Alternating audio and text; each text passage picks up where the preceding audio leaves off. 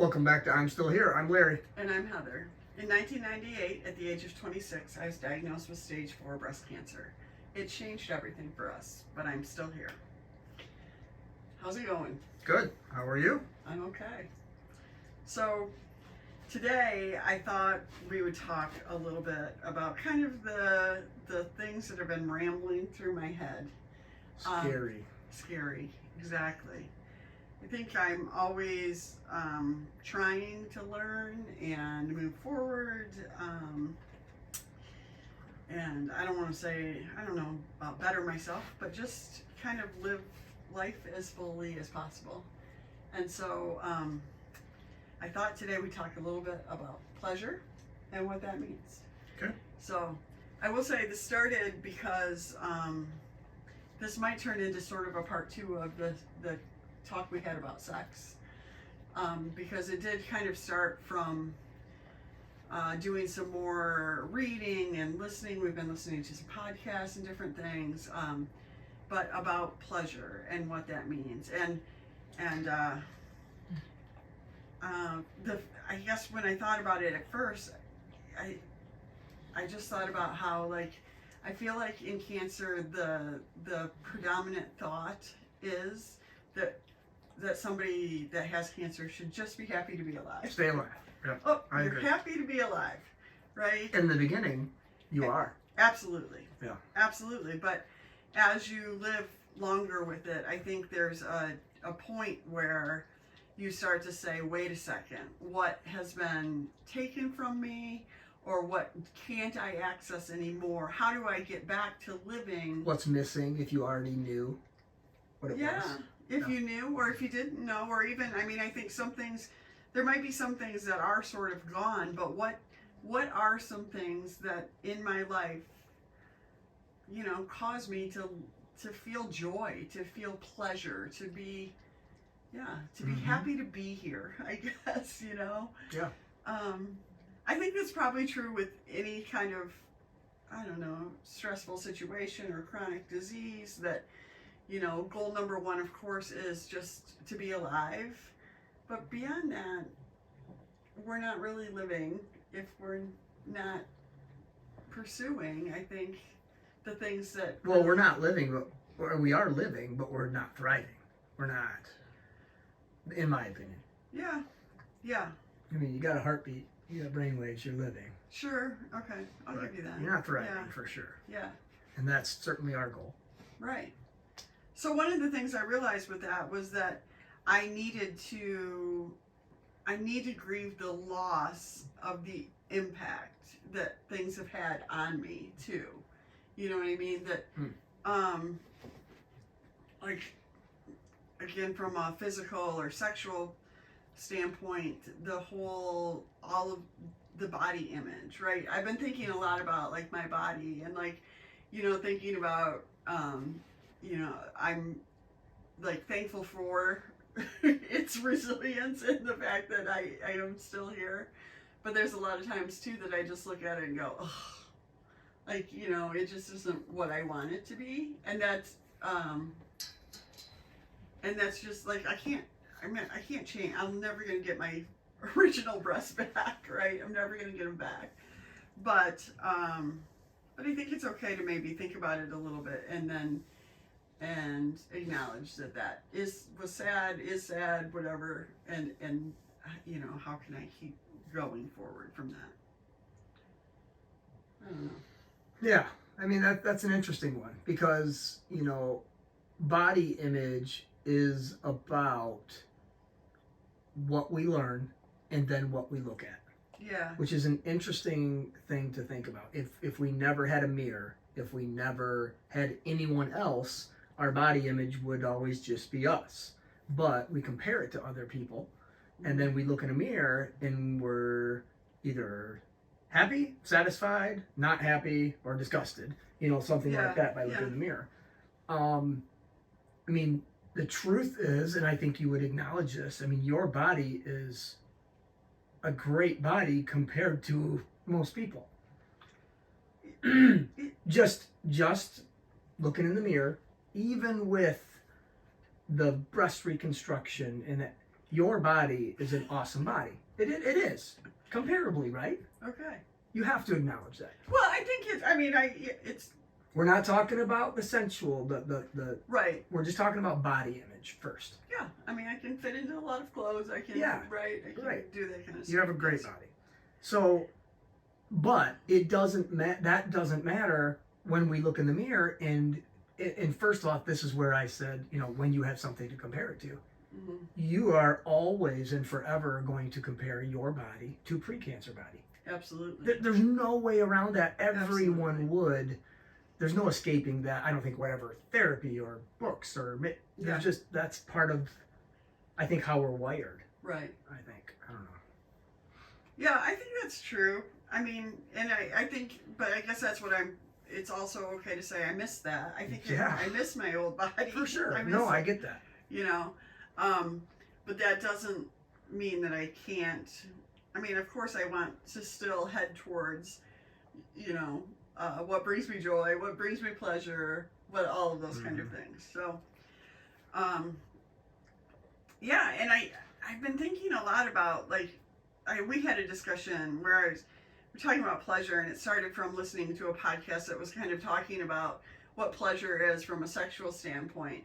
But then even that as women, and probably as men too, I think, as we go through this world, we forget sometimes even to think about, well, what do I like? Or what makes me feel good? Or what makes my body happy? Or what makes my brain happy? All of these things, because we're just kind of so much in a society of go, go, go, and responsibilities first. And I'm not saying that responsibility should fly out the window, but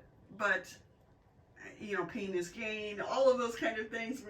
Sometimes I think we forget to kind of go, wait a second, what am I looking for? What are the things throughout my day and my week and my life that make me happy, that bring me joy? So when that pops into your head, what brings you pleasure? What pops into your head? Honestly, things at first I'm just like, I think a cup of coffee in the morning makes me really happy, preferably out of a real cup, where I've given myself enough time to enjoy it, or had enough time to enjoy it. But also things where I kind of go, it brings me pleasure to think, oh, I have 2 hours tonight and I can use them any way I want. And also with that, to go, don't sabotage yourself by thinking, oh, but I should. Sometimes it's okay just to do whatever you want to do, be it go out with somebody and have dinner, or stay at home, or crochet, or watch TV, whatever that is. Mm-hmm. I think it's those kind of things. But then I was thinking about too that I don't know that I definitely was not taught to approach sex from what brings me pleasure.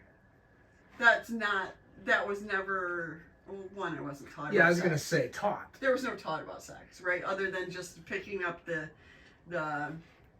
vibes that were getting put down about it, mm-hmm. right? So when you start kind of putting that into a sexual thing, I kind of go, wait a second, okay, what do I like, or what does bring me pleasure? And I honestly feel like in some ways I'm just trying to figure that out. Mm-hmm. Right? Yeah.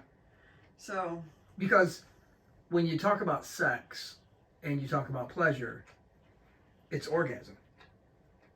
Well. But that's not true. Right. That's when pleasure is equatable. I mean, it's almost used interchangeably with orgasm. That's what that is.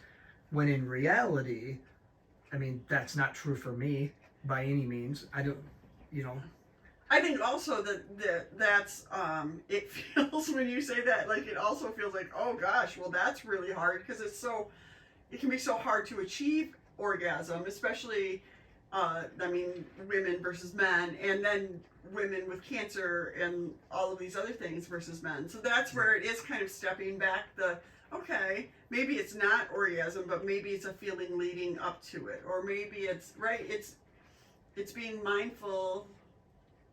It is literally trying to, in my head, go, oh, that does make me feel good, or that is pleasurable, and also just enjoy it. just enjoy it. So, um, Without the pressure, stress, or whatever of I've got to get here. yes. Is that what you're saying? Yes. And without, yes, any of that. I think for women, when they're looking at partnered sex, it's, is it pleasurable for the other person? Am I taking too long? Am I this? You know, it's like this laundry list of things again. And then it really, I think it's recognizing, especially in a you know, a relationship where just that your partner wants that for you as well, right? But I'm also just learning, like, this is about me. Like, I know that as I think about what is pleasurable and again explore even my sexuality more and what brings me pleasure from that standpoint, that it's also, it's good for both of us, but this is about me, I think, you know? Well, I think it has to be to ever become about us. Right. I think you have to learn or know yourself before you can share that with somebody else. And that goes not just with sex, that's across the board. Sure. I really, or else you're just faking it. Right. You know, whether it's a relationship, a friendship, or right. you just, until you feel comfortable in your own, you know, skin, you're just portraying what you believe somebody else wants. Right. Because you want to fit in. Well, and and I guess to take that a step farther, then that becomes an obligation, right? In it, you know, and that's what I don't want. That's what I don't want. Mm-hmm. You know what I mean? I want a sexual relationship to be something that's mutually satisfying, but also I just feel like there's a lot more that I can learn about my body, and I think that some of it goes back to like I said, kind of acknowledging that what it's been through has been monumental. I mean, cancer is a trauma. I was just speaking with somebody about that this week, and I was like, I've never really thought about it like that. And then I'm like, of course it's trauma. You know, it's trauma. You know, enormous trauma. And my immediate thought after that was, it's met with, oh, but you're still here, which I just don't think is the appropriate. I mean, well, I also, in your situation, I know it's different for everybody, but in your situation, you never had anything in your treatment that stopped sex. It's over. It's too painful. It's right. this. It's right. Literally like that part doesn't exist anymore, or that you never had that. So it was always, you know, I don't want to speak for you, but it was almost like, well, let's just go back to doing that again. And whereas things changed, but the ability to do the act was always still there. Right, like the equipment was still there. That's what I'm saying. Some people it's not. For sure. So that's a boom, whereas that part of it, I don't want to say stayed normal, but I think you know what I mean. We were always able to do that. Yeah, still able to do it, but the being able to access it has been way different, I guess. Yeah. Right? Yep. So, I don't know. I just, and then I guess I've just been thinking about, like, obviously, if my goal is to kind of live with joy and to live fully, then, I mean, being a sexual being is a part of that, right? And not knowing so many things, that the next steps for me are really just trying to learn and know more about my body and as it is right now, and what makes it feel good and what doesn't, and all of those things. And I guess the point sort of talking about this again is just to say, like, I feel like as women, especially women with cancer, that if there's something that you feel like is lacking, then I hope you pursue it. I don't, maybe, I don't even know why I'm talking. because I don't know. But I don't know if anyone can do that on their own. Can do what? What you're talking about. You know, everything you just talked about. I don't know if you can just make that decision and go, no, I think everyone in that case needs help, whether that's a book, whether that's therapy, whether that's podcast, whether that's a group sharing. Right. I don't think we have the brain power to fix something like that. Oh no, I agree. I think, You know what but I mean? I mean by pursuing it is like, okay, I keep thinking about this. How can I learn more about it? Yeah. How can I find some resources? That's the path I'm on. But something, right now. I mean, I want to lose weight, so I'm gonna go lose weight. And this is different than that. Oh yeah, This is the brain. No, so this is, yeah. I mean, for losing weight, this is the thing. Which is also something I'm working on right now. But again, I know that losing weight comes down to calorie deficit. Mm-hmm. It comes. It's it's not. What do you say? It's simple, but it's still hard, right? So for me, I don't need more resources around something like losing weight. I just need to, stay on track and all of these things. But for like this kind of stuff, losing weight, it's a pretty easy Google search to find every research you can possibly want. right? But not the case with this. That's very true. I do think it's getting easier. I think people like Emily Nagowski talking and doing podcasts are helpful. But I think it also needs, the thing that leaves me lacking when we listen to a lot of that stuff is this kind of just, there's not often a mention of how cancer impacts, all of these things. Because, I mean, so I do appreciate, we listened to somebody speak a couple of weeks ago, and I actually talked with her this week a little bit about, I do appreciate that people are kind of stepping into this cancer space and saying, okay, let's look at these people as people and beings that have, more to them than just needing to breathe, right? Needing to breathe. So, I don't know. It's the whole stop feeling just thankful that you're alive. Right. And it's okay to want more. Yeah. And to go for more and to thrive. That is okay, even if you're a metastatic cancer survivor. Yes. That's okay. Yes, yes, you are thankful for sure that you're here. But it's okay to want more. Yeah. Don't feel like, oh, I'm just, gosh. I should just be, be happy. I've got to look at what I have got. And I mean, a million times people have said that I'm lucky to be here. Well, I get that, but that doesn't mean, it doesn't mean that I can't pursue, a life that fulfills me in any way, shape, or form. So, and that's an easy trap. It is an easy trap. Yeah. I mean, I think gratitude is definitely important. And you can take this into other. Yeah. It's you're a busy mom. Yes. You can have more than that. I know, and you think, well, I got all these things and all these responsibilities and stuff. You can be both. You can have happiness, pleasure, thriving life, and still do other things or be other things. I agree, and I think too that there's not an age or a number or a time. Like if there's something that you want to pursue, you can pursue it, right? For sure. I feel like we're not, what sets us apart in the whole animal species is that we have the ability to, change course and do different things. And I feel like as a society, we oftentimes squash each other's dreams in doing that because it's almost like, well, we don't want you to get hurt. We don't want your expectations not to be met. Those kind of things. But it's like, but man, what if we just went for it a little bit more, Mm-hmm. So, yeah. So that's where I'm at in terms of just thinking about this. I'm just like wading into like, what is pleasure and what does that mean, and how, and especially just what does it mean just for me?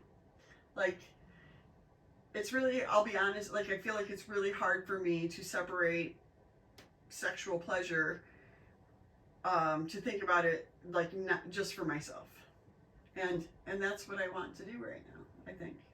You know, and yeah, I think that's where younger generations are probably ahead of us. Maybe not. Yes, definitely. Oh, no Way doubt. out. and No doubt. and I think that's good. I think it's a good thing. So I don't know. So I'm sure there's a lot of women, you know, like during treatment, sex a lot of times isn't on the table, nor should it be. It just doesn't need to be. But I also feel like there's a lot. I know that one of the times that was kind of the most difficult for me was transitioning out of like this treatment phase into what's next. And that's when a lot of times you do kind of think, oh my God, I'm left with this body that now doesn't feel the way it used to. And I'm, you know, or just like, how do I put together this new normal for me, you know? And I guess my challenge would be just to it doesn't just have to be about what your obligations are. It should also be about who you want to be and what, you know, what you want to pursue.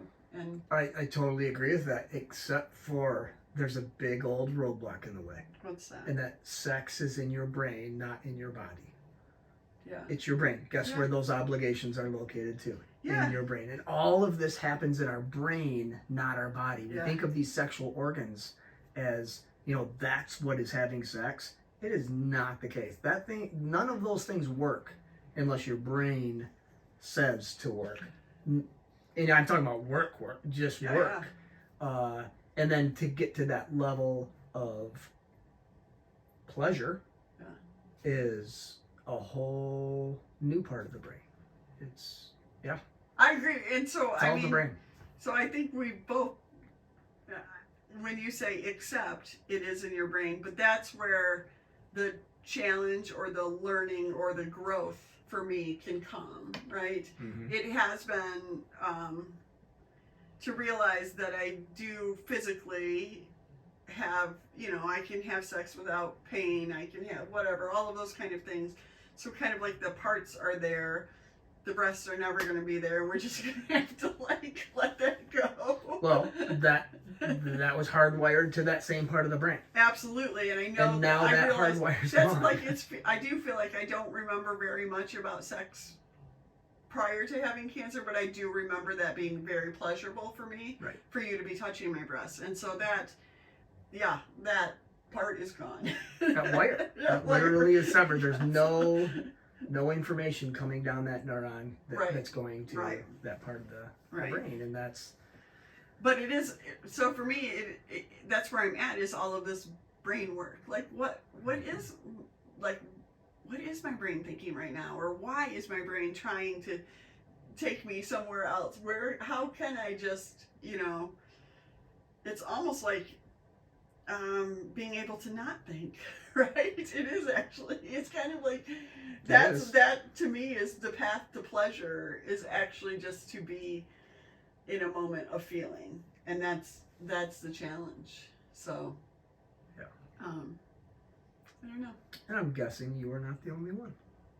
No, I don't think so. I know so. yeah and and I think this is true for a lot of people, not just with cancer. I totally get that, but I think when it comes back to again, I was on a panel a couple weeks ago for a conference, and there's a lot of healthcare providers there too, and we just got some feedback about it, and one of the comments was that they realized that they needed to consider people as whole people, like, kind of thing, or that something to that effect. And I thought, oh, thank God, then we did our job. You know what I mean? To realize that yes, the first priority is killing cancer, like to literally knock out cancer cells.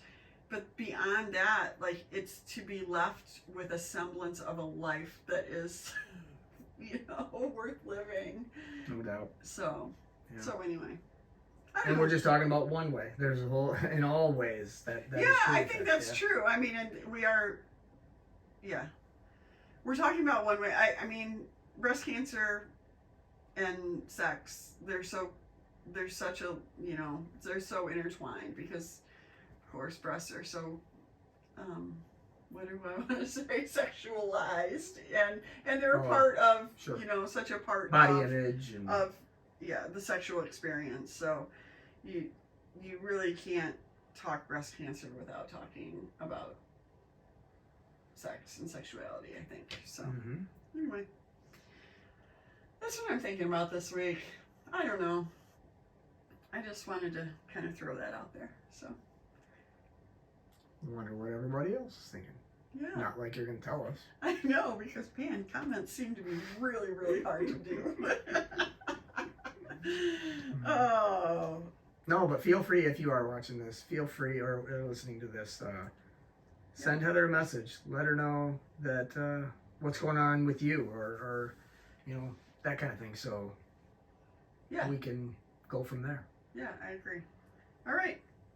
We'll see you later. Yeah. Have a great rest of the week. All right.